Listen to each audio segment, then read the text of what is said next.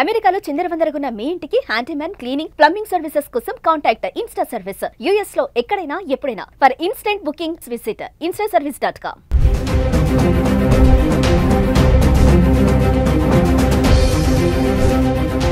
నమస్తే, welcome back to Suman TV. ప్రస్తుతం మనతో పాటు ఉన్నారు మేనేజ్మెంట్ కన్సల్టెంట్ సంపత్ సముద్రాల గారు.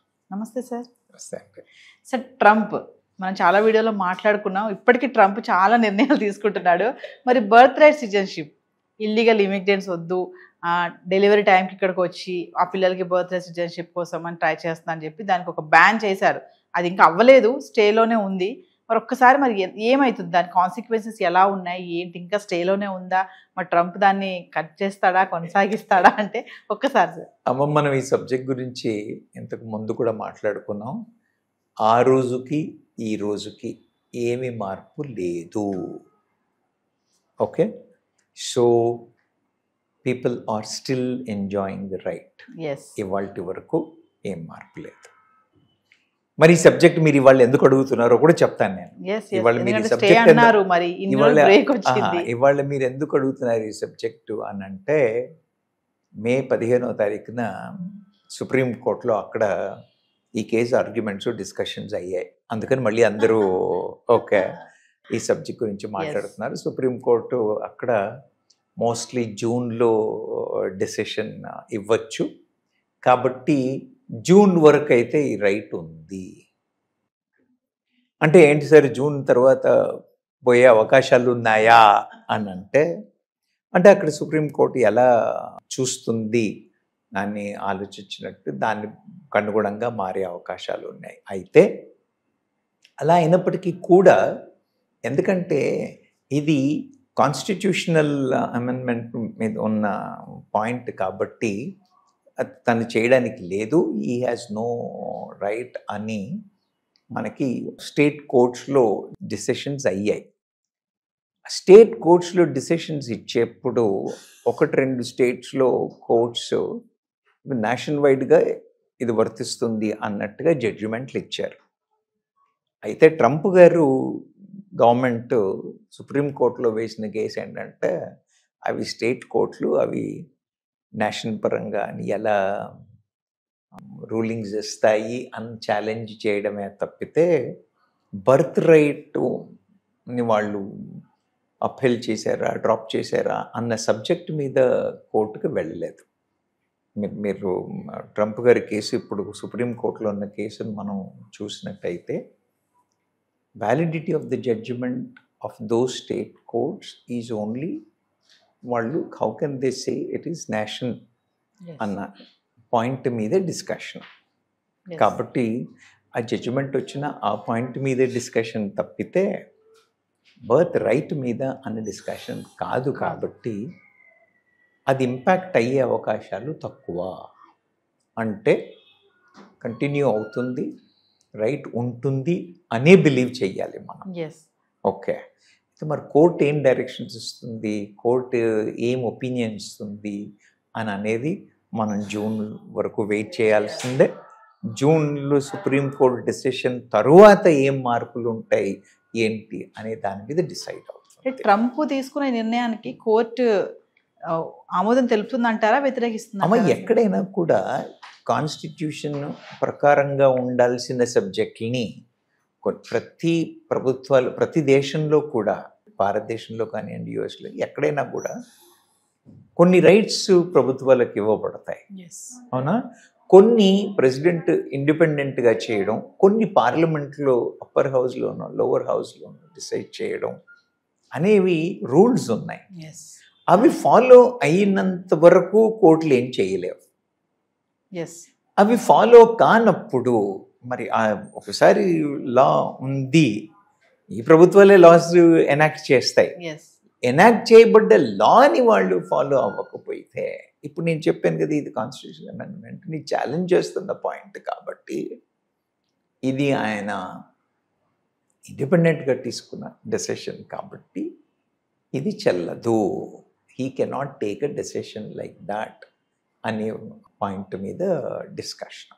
అంటే చెల్లదు అంటున్నారు కదా సార్. అంటే నాది ఒక క్వశ్చన్, ఇప్పుడు అమెరికా అధ్యక్షుడు కదా ట్రంప్, మరి తనకి తెలీదా నేను ఈ రూల్ పాస్ చేస్తే ఇది కోర్టు కొట్టేస్తుంది అని? అంత పెద్ద దాన్ని ఎలా తీసుకొచ్చారు? అంటే స్టార్టింగ్ నుంచి ట్రంప్ ఒకటి ఏంటంటే ఇల్లీగల్ ఇమిగ్రెంట్స్ ని అరికట్టాలి. నో ఆయన ప్రయారిటీస్ ఆయనకు ఉన్నాయి.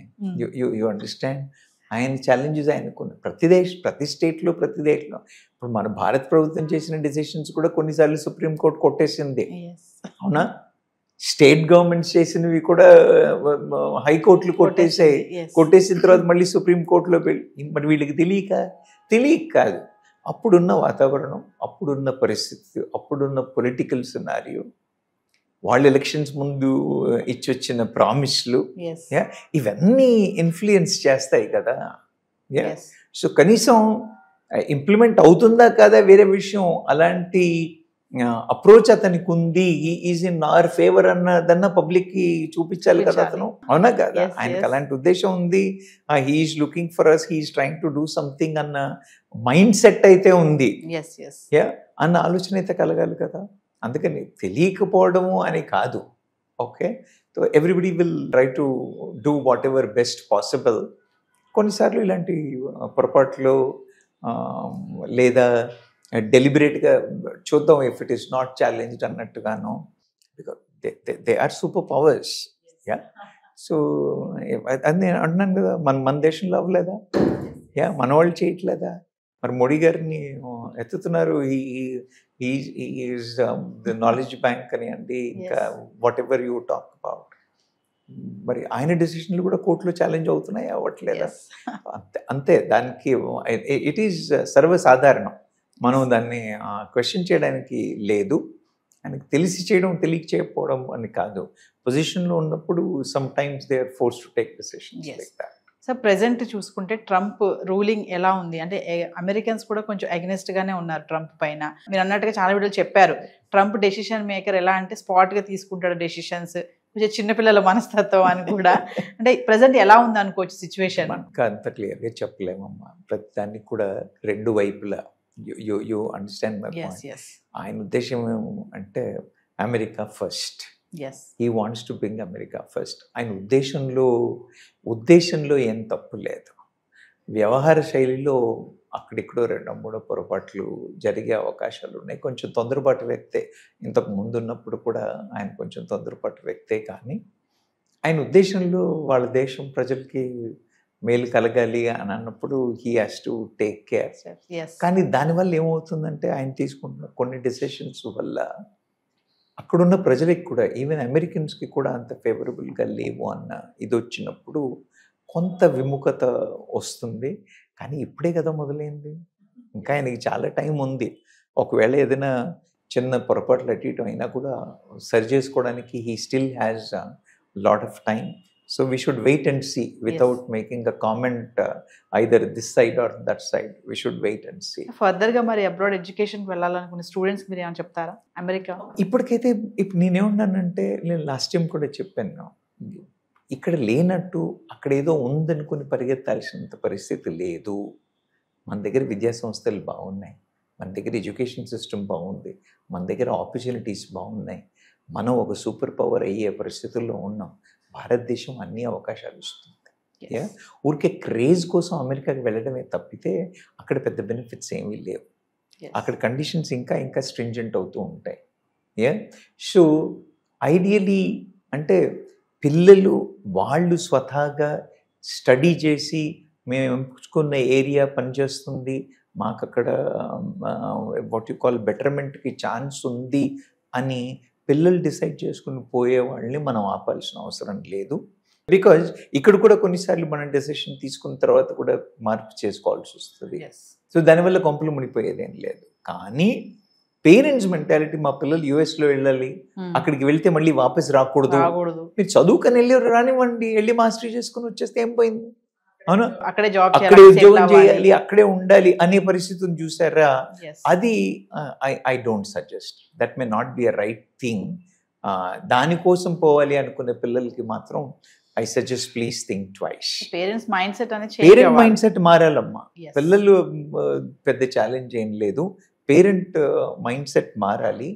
ఇక్కడ లేనిది అక్కడ ఉంది ఏంటి?